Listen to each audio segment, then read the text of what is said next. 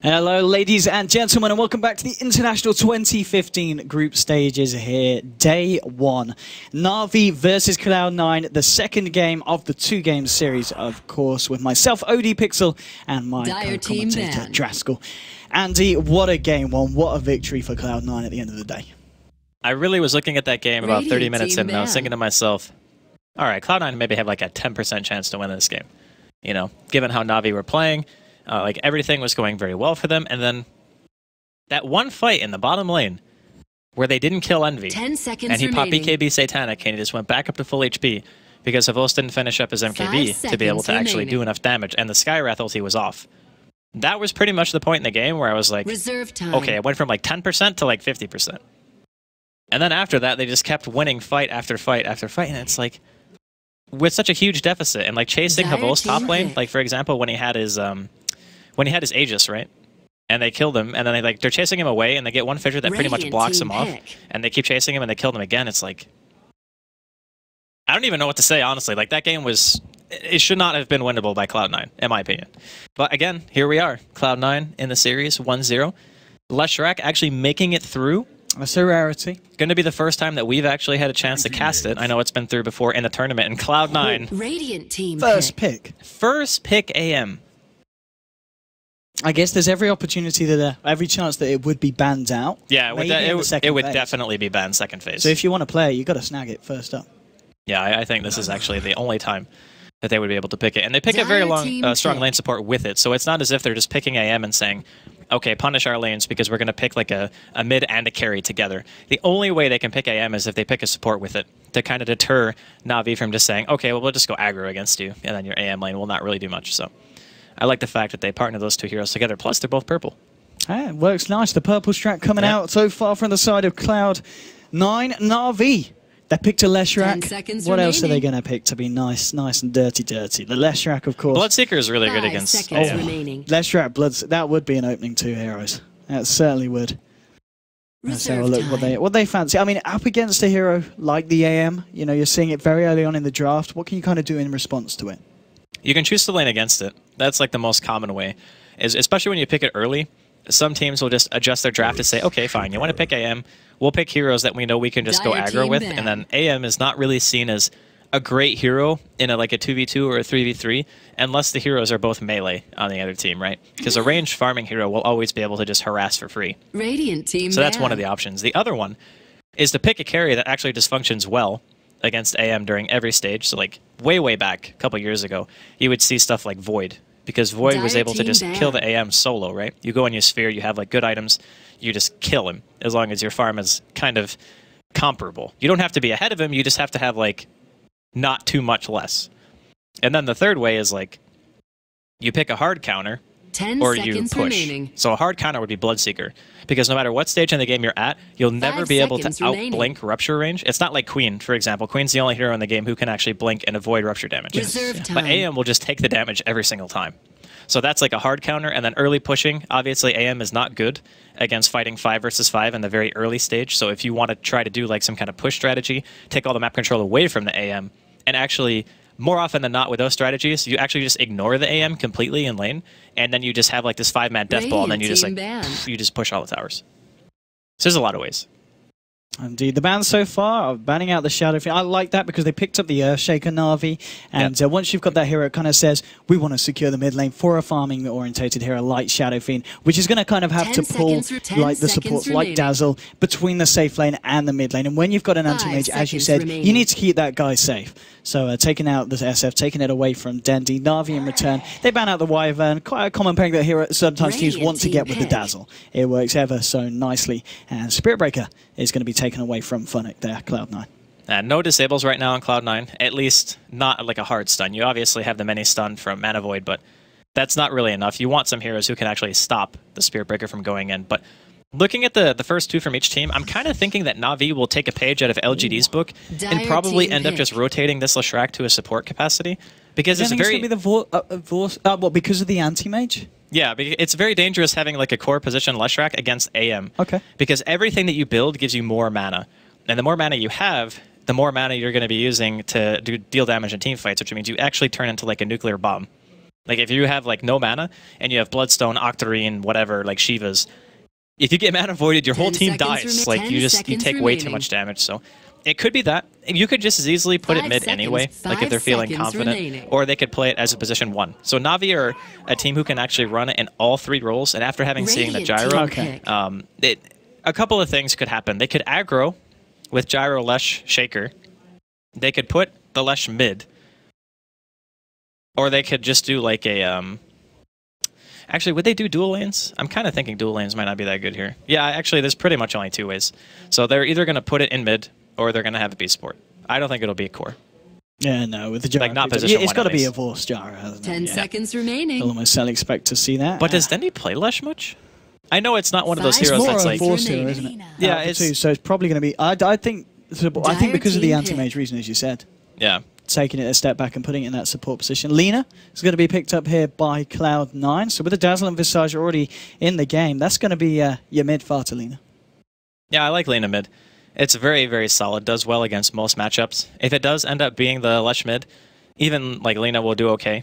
Because you can sit very far back, especially since you have like that 670 attack range, I think it is, or 675 or something like that. And then you also have the Dragon Slave that you can cast from pretty much anywhere. It's about as ridiculous range as Lightning Storm is right now.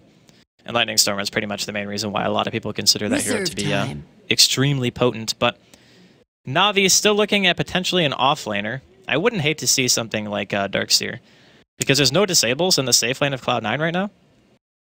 Darkseer would be... I mean, it combos so nicely with the entirety of that lineup, doesn't it? Yeah, he'd get a lot done. And plus, everything is AoE on NaVi, so you could go for like the ultimate combo. It's very common that Darkseer is just banned in the second phase, but Cloud9 were really scared of having to deal with like SB for the same reasons that Darkseer would be good, except SB is good at forcing fights where Darkseer just gets a lot out of his lane. So it's a bit different in terms of functionality, but for now, NaVi is still taking their time, thinking about what they want to do, and they will need another support on top of it. They could even go for like SD. SD is notorious for being super good against AM at pretty much every stage in the game. They could also go Lion if they want to get that extra disable in. Yeah, there's definitely the opportunity. It's just going to be Bane again. So Okay. I think, unless it is still going to be this core Lesh rack somehow, if they wanted to put Dendy on it in the mid lane, it's looking to maybe be potentially a Phonic Shaker off lane. Yeah. I am inclined to agree that it's probably just going to be Phonic Shaker. Saneko plays a really good Shaker, though. He does. He plays a really good everything. To be fair, Artstar plays a good Shaker as well. I think we saw in Dream League League sometimes. They did switch it around. And so Cloud9, they ban out... Oh, they think it's position 1 Lesh. Or mid-Lesh. Or mid-Lesh, yeah. Mid-Lesh. It's going to be interesting to see what NaVi do want to pull out the bag here. With the final ban here as well, looking at Cloud9's lineup, it's a little bit more... You can kind of anticipate what they're going to do in terms of the lane, so almost certainly still looking for that Bone7 off lane hero. Yeah, I wonder if they'll pick Bat again. I did play earlier today. They lost that game, didn't they? Well, yeah, because they were... Yeah, they did lose, but I don't think it was because of the Bat. I think Bat's still very good, and Bone7 is obviously one of like the better Bat players that you're going to run into. Or maybe they take Darkseer away from NaVi. I think it could still end up working out pretty well for them. Let's see what they do decide to opt for here. I mean, so with the kind of lineup that Cloud9 have, picking up the Visage and the Dazzle, is that just a very good kind of trialing to have to protect and create space for EE on the anti-mage? It is good at protecting, because both of these heroes actually deal quite a bit of damage. Like Dazzle's auto attack and early game base damage are pretty good. Visage doesn't really have good armor, but Grave Chill is like... You can't trade against it, right? Because I think it's 32% attack speed and movement speed that you just lose. So if you get that cast on you and the Dazzle's nearby, you kind of just take like a ton of right clicks and then you have to back off. But Cloud9, what offlaner are they going to go for? They actually have Tusk available. Actually, that's a good point. Tusk hasn't been touched at all this draft. I don't know if Tusk is good here for them. While picking it into a Shaker, Lesh Raptor. Yeah, it's like a super risky team to play a Tusk against. Because if you go in and you mess up, you're pretty much just dead. What about the Puck again? Legion Commander. Yeah, Puck is... Oh, it's the Bone7 LC. Okay. Nice. I like it. I think LC is actually underrated. I think the fact that you can remove like disables and such, not a lot of heroes can do that, right? It's pretty much just Abaddon and Legion. Like, that's it. Yeah, that's true. Yeah, that is a very... Like, even Repel doesn't actually remove a disable if it's already on you. It only makes you immune to anything that comes after the Repel is cast. So being able to use like press the attack on somebody who gets like fissured, or you know they're going to get lightning into a follow-up stun, you can time your press the attack in a way that you just get out of that combo, and it makes you very, very safe. At the same time, though, you are picking up against a lineup that's got a Bane, so the Nightmare potentially going to be an issue if you want to try and disrupt the duels. At least until you've got the BKB.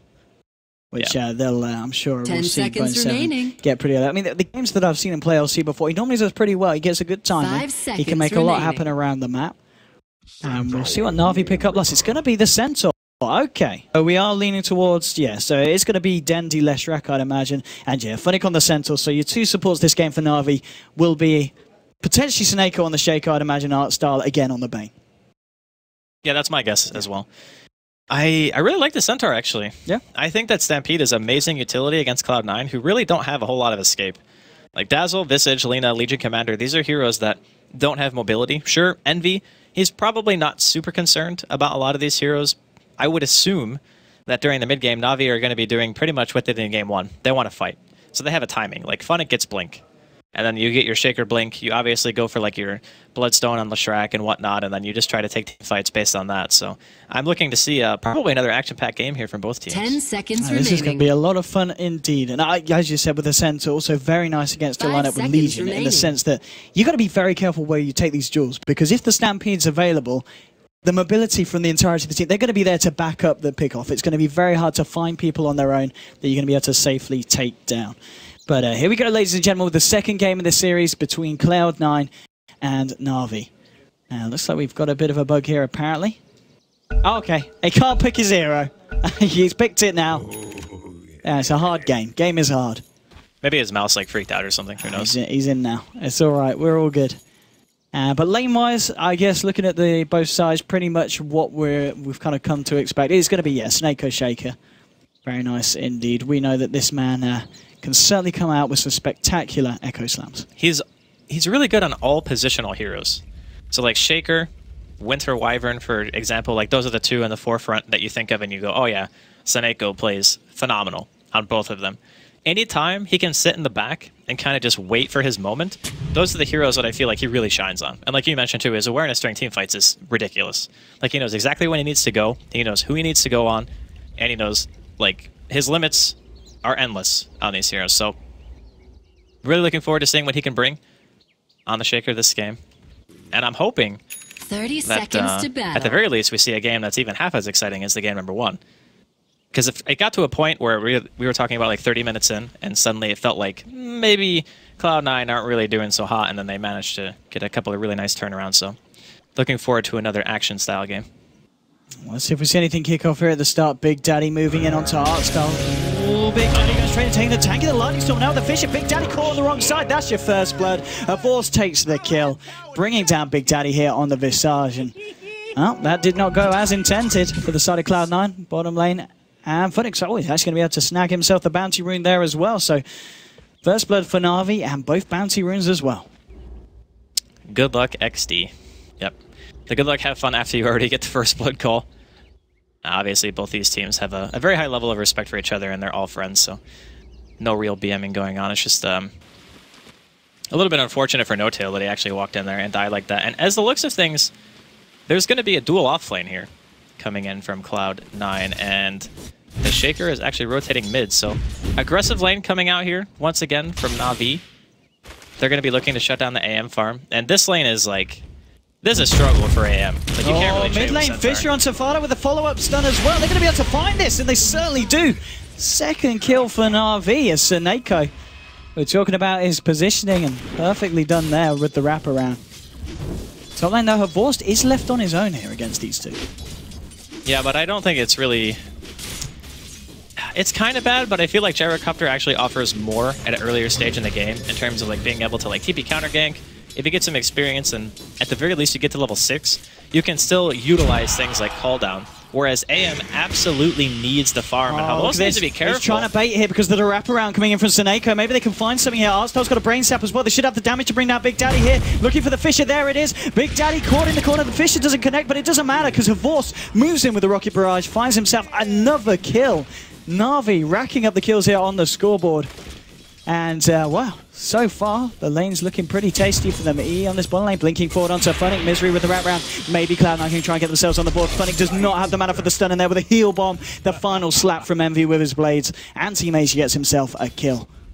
That was really nicely done from Cloud9. I like the fact that they actually left him at full mana for a really long time. So typically what happens when you're playing a hero like Centaur, who has a ton of HP, but very, very bad int, is that the AM will not be able to deal as much damage in a kill scenario if you're already out of mana, because mana break deals damage based on 60% of the mana burned. Seneko.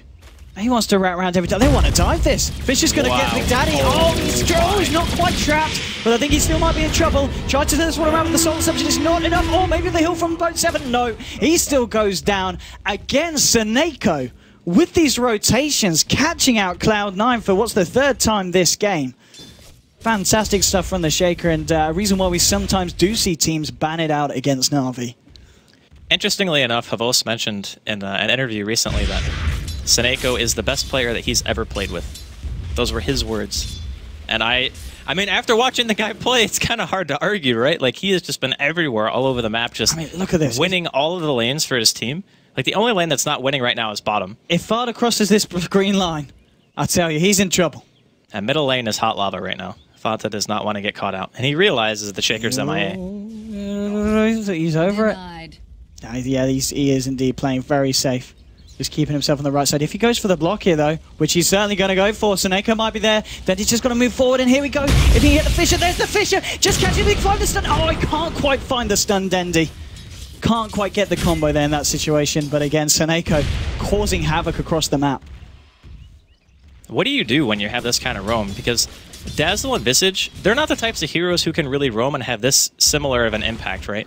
Like, you're not going to get fissure blocked and feel like you're going to die if you're just ganking as a Dazzle or you're ganking even as a Visage. And honestly, Cloud9, they've put their lanes in a way that they actually don't want to rotate. They actually just want the Visage to hit 6, and they want the Dazzle to be able to pull, get some experience in gold. So the way that Cloud9 are playing it is a little bit more greedy, whereas NaVi are going for the kills. They realize that we have the damage in the early game and the disable to be able to just go for the straight up damage and just try to kill lanes themselves. And middle tower is under if they're not careful, Cloud9 could be dying here again in top lane. Just on the tip of the Fisher. Big Daddy slightly forward, but no, Ardstar isn't close enough.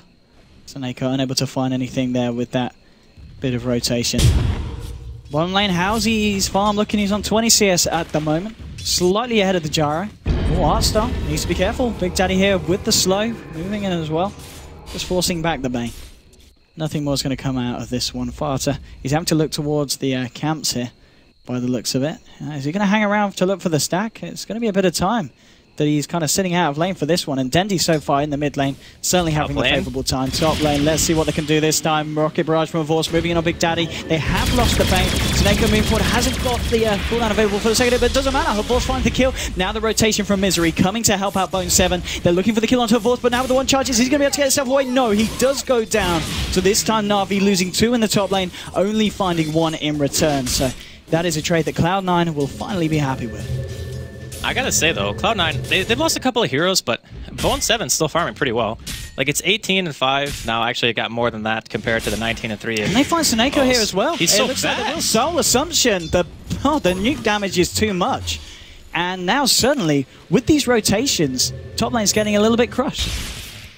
Honestly, I'm not really sure how you're supposed to fight against that. Like, as Shaker, if you don't get the block and the Gyro's not there for the damage output, you really can't do much of anything. And not really many people pick LC in the first place, so it's very hard to get a real good gauge of what the hero is capable of, and he just basically got wrapped. Ow, the Nightmare and the Courier hit, but he's not got nearly enough damage here. There's going to be CPs coming in as well. Dendy's looking for Fada. He's going to try for it. Misses the stun, though. Fada getting healed up. It doesn't matter. That's 1 kill. bo2's actually TP'd himself, and now with Seneko wrapping around with the enchant totem and the slap. It's a double kill for Seneko on the Shaker in the right place at the right time, and that is a rotation that they committed the bo2 Legion to, forcing him to leave his lane. And as we were saying, he was having a good old time up there, so he is not going to be happy with that movement. Well, I can understand the idea of wanting to save your mid player. Like, that part makes sense to me. Like, you see the stun come out, you just heal him, and bottom, Funnick taking a bit of damage here. He's got fairly tanky. He's got the juke shoes on, though.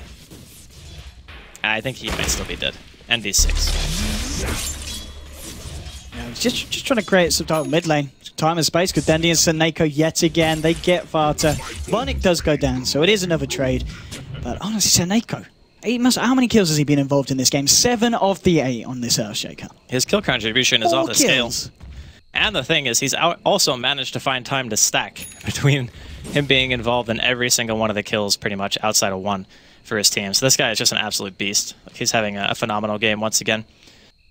But we also have to consider that Envy's got 2 kills right now. He's got Treads. He's working his way towards Perseverance. He's already got the Ring of Health. So his early game, it's not really being stunted too much, and he's pulling ahead in farm. Top lane, Arcstyle here with the Nightmare onto Bone7. Force with the cooldown. He's got a Rocket Barrage available as well. Here we go. Can they bring down Bone7? The Fisher from Seneko from downtown. Holding him in place. Seneko moving in. He's got an enchant totem as well. Seneko again with the rotations. Can they kill Bone7? Bone7 trying to juke this one out to the sideline. Soul Assumption bringing Arcstyle low, and then finally Bone7 will bring down the bait. Seneko is trying to do it. He's like, guys, I need some kind of backup. And Force says, I want to come in with the Soul Assumption. The right click, it kills her Force. Bone7 took the tree. Seneko's like, I just want to kill this man. There's going to be the duel here from Bone7. Is anyone going to die? Seneko's still alive. No! Oh my God! What? This Earthshaker, this man, he does go down. Deadly now with the rotation will be able to clear down Big Daddy No-Tail as well. NaVi do lose the Gyro and Seneko, but this man, I can't quite believe what we're seeing on this Earthshaker. He dueled too early, man. He just dueled too early. If he had waited like maybe even 3 more seconds to duel, I think it would have been a little bit different, but it's hard to say. The enchant came off cooldown, the duel ended, he just didn't really have enough damage because No-Tail was out of mana. He couldn't soul assumption or anything like that. That was heartbreaking to watch. Like, I can see that situation, and Bone7's feeling very confident. It's like, okay, I'm not going to die, actually. But maybe he thought the enchant was going to come out sooner, and Bone7 again, top lane. Let's have a look what's going on. Bone7, he's going to throw his life away there as Dendy now in a killing spree picks that one up. And it is 8-11 at the moment on the board. Seneko's moving in. He has got this Fisher available. And Big Daddy keeping himself right back in this situation. And Seneko, Dendy, and Horse will simply start to push down on this tier 1 in the top lane. Top tower is under attack. Well, this whole time, Sama. How's his farm looking? He's going to need our energy, I think. He's going to need a lot of energy, and he's doing very well for himself. Top lane, the birds. Big Daddy trying to do what he can to hold down this push. He will lose one of them here. Hasn't got a resummon as well. In fact, that was just off the back of a resummon. Yep. So he's going to have that single bird for a good 2 minutes now. And Lina, oh, sorry. Mid lane, Arcstyle was trying to find the levels. I'd imagine that was the quick ult. Laguna Blade bottom lane. Funnick moving in with Dendy here with the Stampede. Should be able to find Misery. There's no TP for you, my friend. Funnick wants to try and find it, but he can't. Misery with the heal's going to keep himself alive here. Envy did mana void Dendy, but it wasn't enough. Dendy on the retreat. Funnick now trying to duke this one out through the tree line. Should be okay and will be indeed able to get himself back behind that tier 1. So no one dying here on the bottom lane. That was a really weird mana void. Maybe he just threw it out because he didn't want Denny to come back into the team fight. Envy, blinking forward. He's going to have to blink himself back out. Arcstyle's actually here. Arcstyle's got a Fiend's Grip as well. I think Envy's almost certainly dead, yeah. There goes the Fiend's Grip. No, the TP got cancelled. The TP was cancelled. Funnick, does he have enough for a stomp? No, he doesn't. Gyro. He was a little bit low. Maybe they can find the kill anywhere. Envy, of course, doesn't have the mana to blink away here. He's going to try and give it the old rundown, get himself out, and he's actually going to live because of that. I believe it was a Force coming in that cancelled the TP. Yeah, he was too low to TP. He thought that he would probably just end up dying or something. I'm not sure, but that was under attack. What an awkward exchange these games have been. It just seems like maybe both teams are just super nervous, which is understandable, right? But there's a lot of really weird plays going on. There certainly is indeed. Bone7 getting some pressure on the top tower. Dendy smoked up with his pal, Seneko. Seneko, what's he going to achieve here? Moving towards the bottom lane, we've got both Misery here on the Dazzle. EE hanging about as well. They're not actually going to look for that. They're going to wrap towards the mid lane here. Barton on the Lina seems to be the target. And oh, that's not the way you want to walk, son. Here we go. 1-2, Stunaroo. Dendy dominating, and again, the couple find themselves a kill. Bottom lane, things going down a little bit. Funnick just with the hoof stomp onto EE. But again, Seneko involved in all these bits of action. Top lane still left free for Bone7. He's sitting on 700 gold now on top of the treads. And actually with the robe of the match, do you think he's going to go straight for the Blade Mail before the blink? Blade Mail is really solid against these heroes. Like Lesha especially and Gyro. They're two heroes that are very easy to reflect damage against. Oh, if they can find EE here, this is going to be massive. He can get off that Nightmare, which he's he's going to do it anyway. The stuns are there. Seneko's going to be able to follow through. Nowhere for EE to run. Arcstyle finishing it off there with the Brain Sap, punishing this anti-mage pick. And that was really nice. And Echo's going to be up in 20 seconds. So if they want to keep pushing, I think they can. They have 4 heroes down here bottom. And if Avos wants to TP, you can do that. But I think as soon as they see this gyro, they go. Yeah, they're definitely going on him. Yeah, they're going to look for the dual potential here. bo2 moving in. Stampy's going to be popped in now with the TPs. They want to try and save her horse. And now it's Big Daddy that says, I want to get out of it. But Seneko with the Fisher, cancelling the TP. They'll find the kill onto the Visage. And Havorst will live to see another day. They might even find the birds here as well. No, they don't find that one. But they do find the other one. Really nice reaction from NaVi, realizing that when you're showing on map, and the enemy team also shows... Here we go. They didn't find a dual top. Get the duel. They might find a dual bottom here. They're moving in, chasing it down. Funnick is pretty speedy, not speedy enough. bo2 wants the duel. Manifold bringing low. They do get the duel off this time, and that is going to be the first duel there this game, won by bo2 there. Plus 10. It's begun now. The damage is starting to be accumulated. But the big thing about LC is, a lot of people think you need, like, a lot of duel wins early, and sure, that's definitely nice, but it's more about, can you actually get to your core item first? Like, can you get your blink? Can you get your blade mail up? And then you can start worrying about getting duel wins, because until that point, dueling can be very dangerous. Think about what happened top lane, about how he didn't have enough damage to kill, right? You just need to make sure that when you duel people, you know you're going to win, or at the very least, you know the hero that you're dueling is going to die. Like, those are the 2 most important things, and then the damage will come after that. Bottom lane, TP's coming through. Funnick moving forward. Double TP coming in from NaVi. They're going to try and chase this one down at Artstar, looking for a potential Nightmare or Vincere. Can't find the range to get it off. And bo2 and Misery just simply backing themselves back off. How are we looking on the Battle Fury timing for EE? He is closing in on it. 700 gold towards that final sword. So still, with that one pick off that they did manage to find on him in the jungle, it's going to be still a pretty damn good time on the Battle Fury. Yeah, it's no real surprise, though. Because he started out with 2 kills, right? And he's still highest CS in the game. It's 13 minutes in, he's almost at 100. Like, that's still damn good. So, I'm not really too worried about Envy's farm. It's just more a matter of what are NaVi going to be able to accomplish with their heroes in the next, like, 10, 15 minutes? Because that's your window. As soon as that ends, their team is actually not really that good at killing AM unless they have mass blink initiation. Like, Funnick's going to need a blink. They're also going to need the Bane to be able to, like, Fiend Script onto him and such. Because even though Dendi has a lot of farm, like, he's got 14-minute Bloodstone, which is amazing. It's just, Lesh isn't really good at killing AM. That's certainly true, but he's pretty good at killing other heroes, and they're going to try for this NaVi. Seneko, Havorst, and Denny moving up. Big Daddy just chilling there at the moment. Now he's going to start to move away. He knows that they're coming. TPs are coming in from the side of Cloud9. bo2, he's going to know he's going to be able to get himself out from underneath the cooldown. It doesn't matter though. Havorst, Seneko, and Denny will bring him down. Vada trying to turn around with the Laguna Blade onto Denny now with the Soul Searcher. Denny getting low. Echo Snap for Seneko. Blows up Farta, and that is going to be the second hero down on Cloud9. Make that a third as Havorst gets it with the Fisher block from Seneko. Once more, 3 heroes down for Cloud9. 70-10 now on the board. And Seneko's going to have blink and 100 this gold. man is indeed. I think we might as well just keep the camera on him. I really don't see a reason to take the camera off Seneko. Let's have a look what's going on here. They're gonna, yep, Seneko will take that. No, okay. They let that one go to Bane. But that's Blink Dagger for Seneko as well. 15 minutes in, roaming Shaker. Yeah, I mean... It's good timing. So when you roam on a hero, like this game is very... This is like the perfect storm for a Earthshaker game, right? You found a kill almost every single time you moved around the map. It doesn't always happen this way. So when people watch this game, they're like, man, roaming Shaker is actually super legit. And it is when you're Seneko and you understand like what the limits of the hero are and who you can actually kill when you land a good fissure. But a lot of the time, it's very difficult to hit this blink timing, especially when you have a Soul Ring and Tranquils and a TP on top of that. It's solely because of his kill contribution that he's able to get it this fast. Like, he's got 6 kills and 9 assists at 15 minutes. Like, he has had an incredible early game. And I'm looking at the way that like Cloud9 are dealing with it right now. Like, they're trying to counter push. They realize that they're a little bit behind, but it's not insurmountable. Like, the gold is only maybe like 1,500, 2,000 in their advantage once this tower dies. But it's kind of worrisome when your safe lane hero is kind of just like sitting around mid, and then he gets ganked, even though he just saw a team fight top and he doesn't really back in time. Like, stuff like that can really turn to bite you, because even though Lesh isn't good at killing AM, if then he gets too far ahead, he actually just becomes like a tanky god. He'll get BKB, he'll get Octarine. Oh, here we go. Seneko's Not again, dude. Controlling Envy. Oh my. Not the place you want to be farming, son.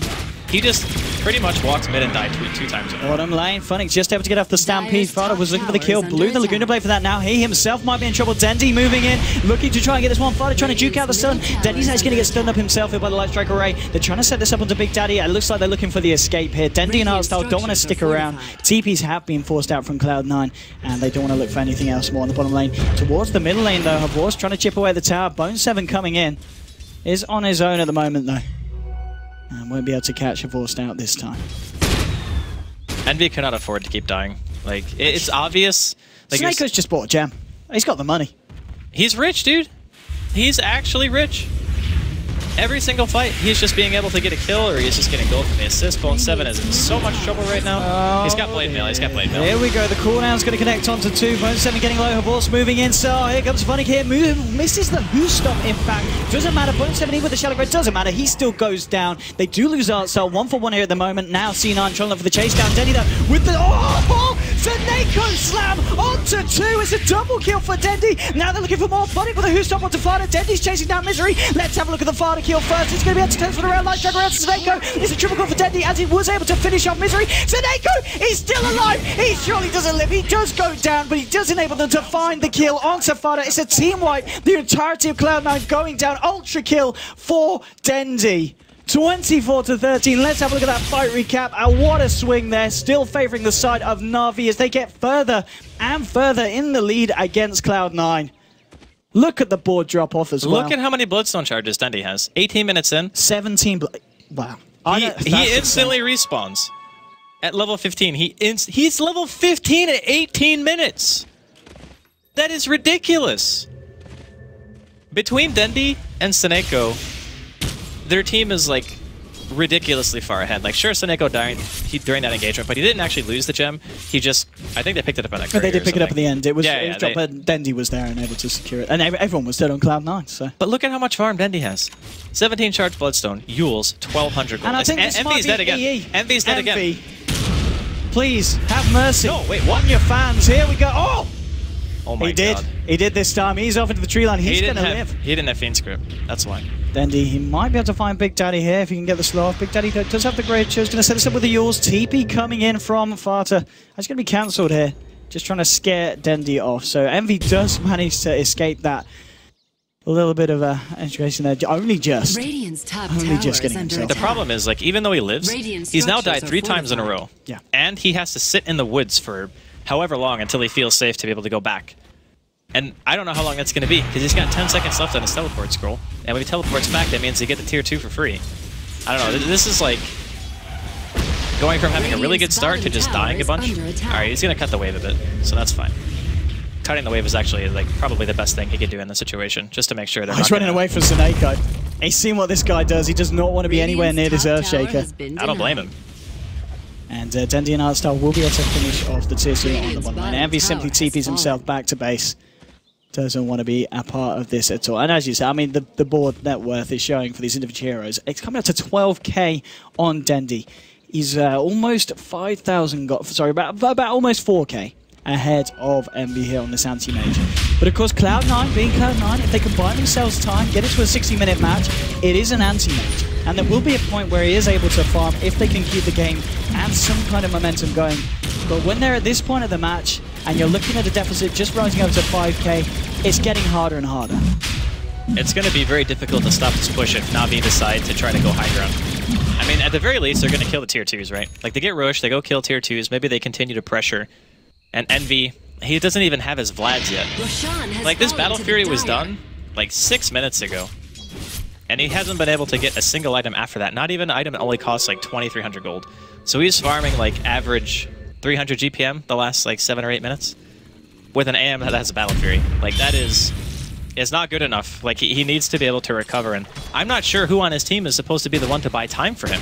Because even Fata, like, yeah, he's got his Yules, he's got a point booster. But he is nowhere near as farmed as Dendi. With this invis, he wants to make something happen. He's going to go for the Dazzle. He has backup of Zaneko as well. Misery, he's already dead. Godlike streak now for Dendi here on the top lane. As yet another pickoff here for the Blue Horse. I think we now know why Leshrac is not really let through that much. It's understandable. Yeah, I think we've gotten a pretty good picture of why this hero is banned so much. But in capable hands, I mean, Dendy's obviously a great player, so he was given a pretty good matchup. Like, I'd probably still ledge favorite, like 60-40 or something like that. And he's been... Oh, here we go. Fiend's Grip, hoof stomp of the double edge. He's going to go down. Funnick with the kill. Another pickoff, and this is farther down with 50 seconds on the timer. No buyback in sight for the Lina. I gotta say, NaVi have been playing very well both these games. Even in game 1, oh, NV, no way. He doesn't die here, right? Right? He doesn't die here? It's going to be close. Where's he blink to? Forward. Okay, he's gone for the blink juke. Nice. Yeah. Smart stuff there. I almost thought Dendy would just go like straight Hex, just like skip BKB. But it is very scary to worry about like not spending too much mana. Because if NV blinks in, and he has even level 2 mana void, you're still taking almost like 1-to-1 damage in terms of how much mana you're missing versus how much the mana void does. So I understand why he's going back for BKB at this point. Radiant's middle tower is under attack. Andy, tier 2 will drop in the middle lane. Cloud9. Envy's just going to start cutting waves, I think. He doesn't really have a choice. This is where he gets his farm game on. You know, he's got the Vlads, he's got the Battle Fury. He's just got to kind of cross his fingers, hope that the rest of his team can hold off the aggression of NaVi to create him space to get this farm, but I don't know if they can. Dandy leading forward here with the ult onto bo2. bo2 was suddenly getting blowed up. There's even the chance for a shallow grave because Funnick's there for Hoostop. Oh, Seneko onto Fata. That's 4 heroes down.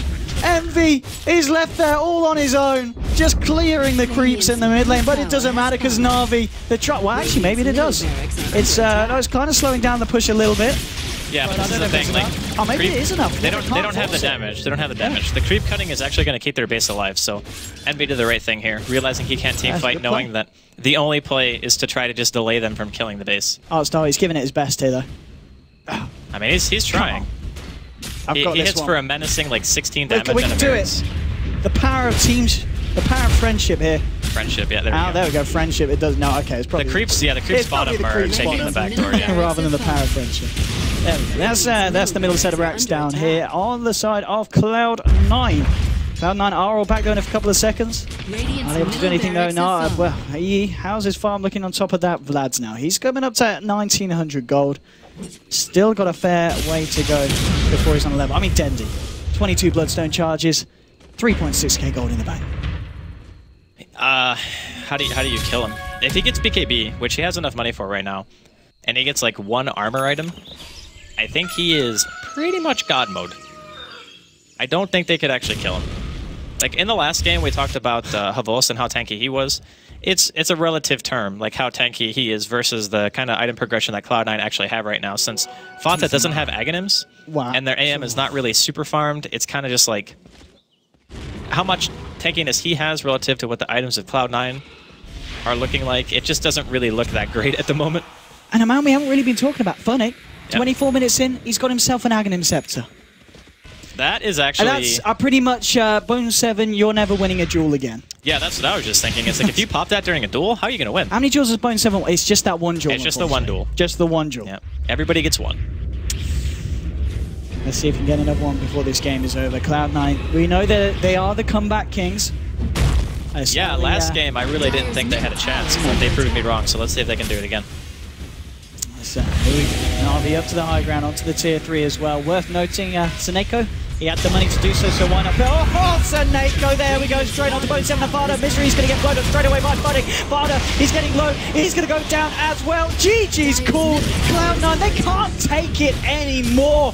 bo2, he disconnects straight away. He was not happy with the duels. And that's it. That is it. Game 2 goes to NaVi. The series is 1-1. Both teams walking away with 1 point each. What a series, Andy.